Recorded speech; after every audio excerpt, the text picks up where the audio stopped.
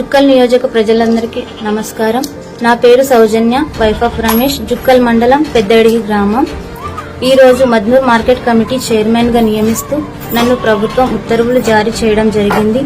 ఈ సందర్భంగా మన గౌరవ ముఖ్యమంత్రి శ్రీ రేవంత్ రెడ్డి గారికి, పిసిసి అధ్యక్షులు మహేష్ కుమార్ గౌడ్ గారికి మరియు ప్రభుత్వ పెద్దలకు మరియు మన ప్రియతమ నాయకులు శ్రీ తోట లక్ష్మీకాంతరావు సార్ గారికి ప్రత్యేక కృతజ్ఞతలు తెలియజేస్తున్నాను. నిరుపేద సామాన్య కుటుంబమైన మాకు ఇంత గొప్ప అవకాశం కల్పించినటువంటి మన ప్రియతమ నాయకులు తోట లక్ష్మీకాంతరావు సార్ గారికి ప్రత్యేక కృతజ్ఞతలు తెలియజేస్తున్నాను. పార్టీ కోసం కష్టపడ్డ కార్యకర్తకు దక్కిన అతిపెద్ద ప్రతిఫలం మరియు పార్టీ కోసం కష్టపడే ప్రతి ఒక్కరికి అధిక ప్రాధాన్యత ఇస్తారని చెప్పడానికి నా నియామకమే నిదర్శనం. 1978 నుంచి మన జుక్కల్ కాన్స్టిట్యూషన్ లో ఎస్సీ రిజర్వ్ వచ్చింది. ఇందులో మాదిగ వాళ్ళకి నామినేట్ పోస్టులు అనేవి ఎప్పుడు ఇవ్వలేదు. కానీ మన తోట లక్ష్మీకాంతరావు సార్ గారు మాత్రం ఇంటర్వ్యూ నిర్వహించి, అంటే మన జుక్కల్ నియోజకవర్గ పెద్దలందరినీ కూర్చోబెట్టి ఇంటర్వ్యూ నిర్వహించి న్యాయంగా ఈ పోస్ట్ అనేది ఇవ్వడం జరిగింది. అంటే నా చదువును బట్టి నేను ఎంఎస్సీ బిఎడ్ చదువుకున్నాను. సో అందుకు ఈ పోస్ట్ ఇచ్చారు. అందుకు నేను కాంగ్రెస్ పార్టీకి, మన సార్ గారికి అందరికీ రుణపడి ఉంటాను మరియు ప్రజలందరికీ ఖచ్చితంగా న్యాయం చేస్తాను.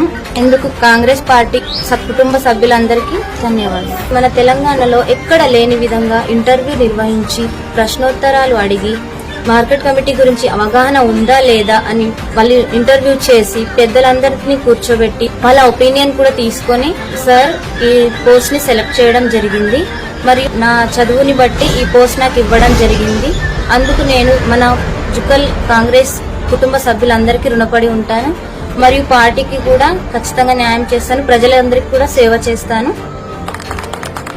ఆడపిల్లల్ని చదివించుండి, రకరకాలుగా ఒత్తిడి వచ్చి నాకు అది ఇది అని చెప్పేసి పిల్ల చదువుకుంది, ఆడపిల్ల చదువుకుంది కాబట్టి అందరికి నేను చెప్పేది అదే, ఆడపిల్లలను మీరు నిర్లక్ష్యం చేయకుండా చదివించండి. ఈ రోజు నేను వచ్చి ఆడపిల్ల చదువుకుంది కాబట్టి ఇచ్చిన ఇంటి దగ్గర ఏం లేకున్నా కూడా ఆడపిల్ల చదివింది కాబట్టి ఆడపిల్ల విషయంలో నిర్లక్ష్యం చేయకుండా ఎవరు కూడా ఎప్పుడు ఏమొస్తుందో తెలియదు. మంచిగా చదివించుకోండి ఆడపిల్లలను.